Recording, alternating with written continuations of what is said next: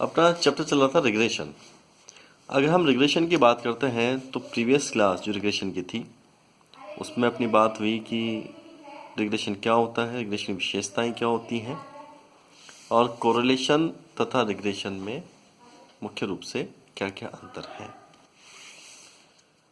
और एक ने बताया था types of regression previous class में। टाइप्स ऑफ रिग्रेशन का मतलब टाइप्स ऑफ रिग्रेशन में 4 प्रकार बताए थे।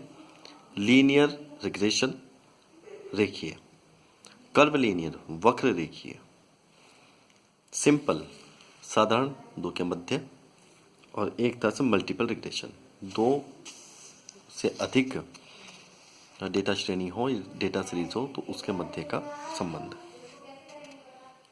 अब अगला टॉपिक आता है रिग्रेशन लाइंस। अगर हम रिग्रेशन लाइंस की बात करते हैं तो रिग्रेशन लाइंस हमेशा दो प्रकार की रिग्रेशन लाइंस होती हैं। एक होती है एक्स ऑन वाई की रिग्रेशन लाइन और एक होती है वाई ऑन एक्स की रिग्रेशन लाइन। यहाँ एक्स ऑन वाई का मतलब है कि एक्स डिपेंड ऑन वाई। दो डेटा सीरीज हैं, प्राइस और डिमांड। अगर प्राइस बढ़ती है अगर प्राइस बढ़ती है अगर प्राइस बढ़ती है तो डिमांड क्या होगी आपके, कम या ज़्यादा होगी। तो प्राइस की वजह से डिमांड में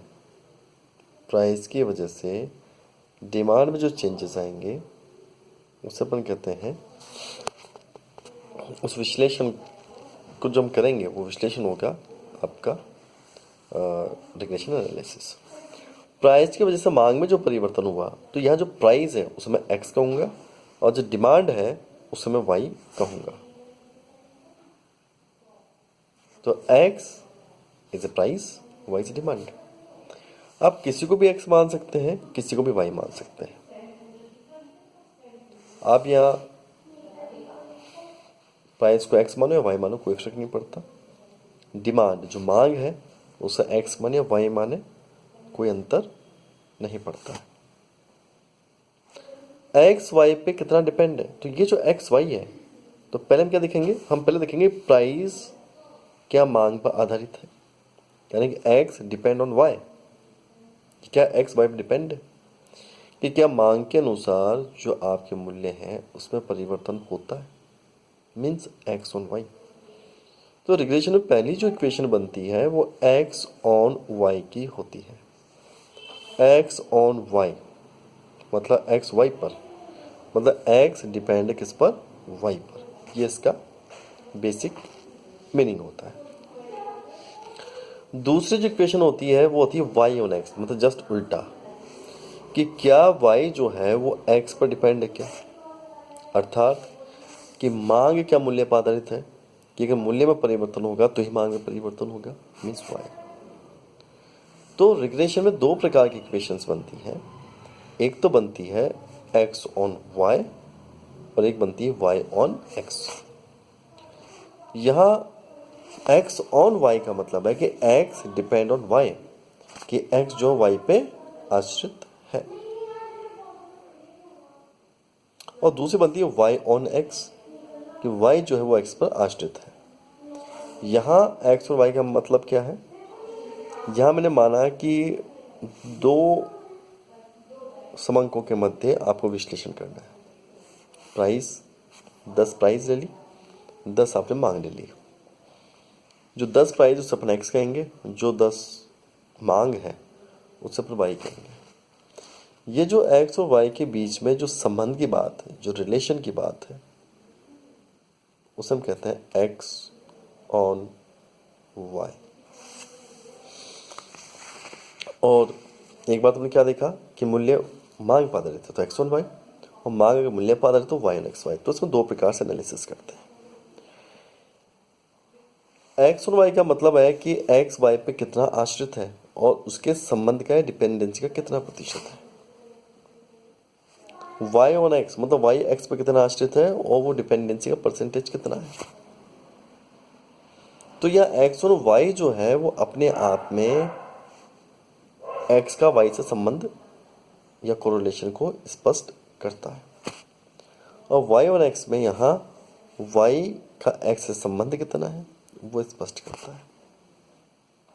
अगर हम x और y को और y और x को दोनों को इकट्ठा कर दें, गुणा करके जोड़ दें, तो वो जो टोटल कहलाएगा वो टोटल कहलाएगा सह संबंध, कि x और y आपस में एक दूसरे पर कितने प्रतिशत आश्रित है। तो जो कोरिलेशन है वो केवल यही बताएगा कि x, y और x आपस में कितने एक दूसरे पर डिपेंडेंट है, वो बात तो करता है कोरिलेशन। लेकिन जो रिग्रेशन है वो आपको व्यक्तिगत इकाइयों का अध्ययन भी करता है। x y पे कितना आश्रित है वो भी आपको दे रहा है, y x पे कितना आश्रित है वो भी दे रहा है। दोनों को गुणा करके निकालेंगे तो जो वैल्यू निकल के आएगी वो वैल्यू भी क्या आएगी, दोनों एक दूसरे पे कितना आश्रित है। तो रिग्रेशन व्यक्तिगत इकाइयों के साथ साथ में आपका जो सामूहिक अध्ययन है उसकी भी बात करता है। इकट्ठा कोरिलेशन भी आपको ये प्रदान करता है। तो रिग्रेशन जो लाइंस हैं, जो प्रतिगमन जो रेखाएं हैं, वो दो होती हैं, x1 y और y और x। आगे आता है इसमें रिग्रेशन की फिर कुछ कैलकुलेशंस हैं। कैलकुलेशंस की हम कोशिश करेंगे, बोर्ड क्लास पे डालेंगे कैलकुलेशंस। कोविड की स्थिति को देखते हुए भी तो एक बार हम थियोरेटिकल पार्ट करते हैं ताकि कुछ हमें पढ़ने को मिले।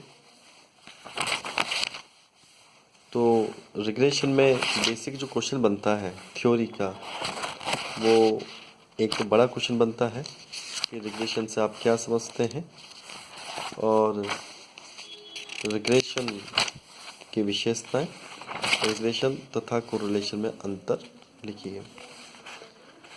एक दूसरा इसमें जो क्वेश्चन बनता है वो कई बार टिप्पणी में आ जाती है, 10-10 नंबर के दो।